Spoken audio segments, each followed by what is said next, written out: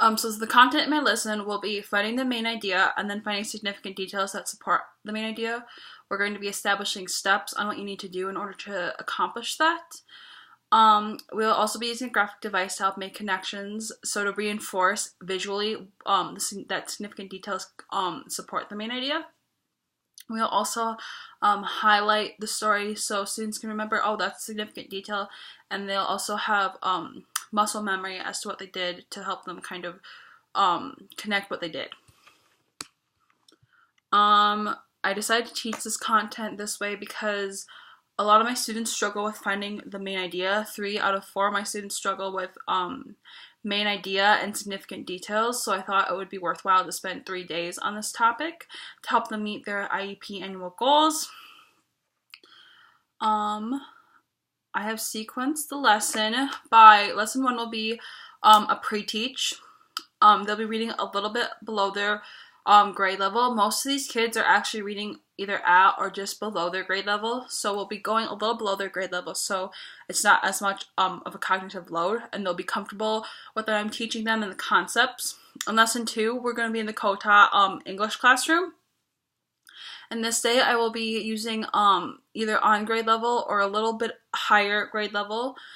But my hope is that my students will feel comfortable from lesson 1 and that they'll have a little bit of ease. They'll be like, okay, I remember going through the steps, and then I'll reinforce the idea that this is just a different story. We're gonna use the same steps, but it's just a different story. And then I decided to do lesson 3 will be stories that are above their grade level, so that they will be challenged a little bit more. And then the final story will be from their textbook, so it's on curriculum, and so this will hopefully move them towards their IEP goal. I decided to use a skill and strategy lesson plan because the textbook didn't go into a whole lot of depth on how to find significant details. It just talked about significant details are important to establish the main idea, so I decided to do it this way because I thought it would benefit the students to have a strategy, like a set of steps on how to do what we're doing, which is highlighting and finding significant details that support the main idea. So for evidence-based practice, for behavior management, I have a check-in, check-out system. I remember talking in class how like check-in, check-out is implemented in a lot of schools, and it's like well-researched. And I think Daryl could really benefit from this.